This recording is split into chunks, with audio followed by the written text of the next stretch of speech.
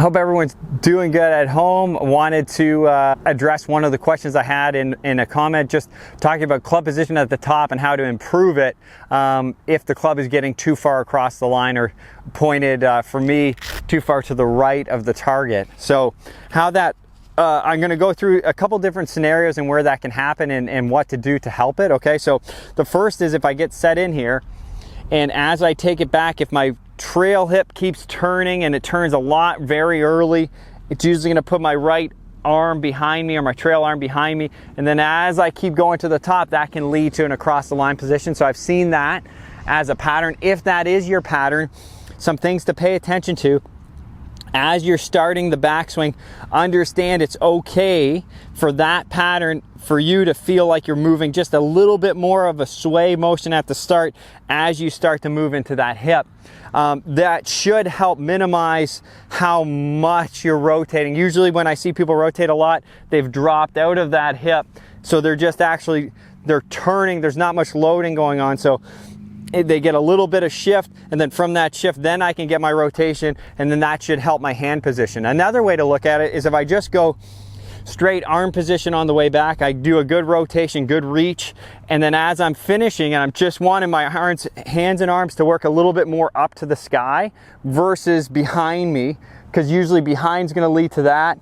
If I get them up to the sky and feel like the club is pointed more up to the sky and a bit behind me, so say this is my pattern, if I adjust that feeling and I feel like the club is not set as much and pointed more that direction, more to the left of the target, that's going to help me get it more neutral if you're in a cross the line position. The last thing to pay attention to is the trail arm.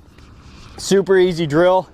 If the trail arm is working this way, usually, okay, so if this is external rotation, if it stays internal the whole way back, okay, that typically is going to put the club in that type of position. So really easy drill, lead hand under the right arm. You might have seen this one before, and then as you go to the top, you're going to keep that elbow just a little bit more down, a little bit more externally rotated, and that's going to help that club position at the top. So those three things should help that club position get into a better position at the top. If you feel like it's just through wrists, sometimes what will happen if you're trying to find extra rotation, you see the wrists sometimes try to help you. If that's the case, you want to make sure you're getting to the top using your body a little bit more, almost feeling like if that's, you know, sort of the max wrist motion, then the rest has to be through the body, and try to minimize extra motion at the top with those wrists. So I hope that helps you get into a better top of the backswing position if you're across the line too much. If you have any questions or you need some help online, check out TimeGolf.com. Been doing a lot of online lessons these days, and it's great to keep interacting with people and help them get better with their golf games.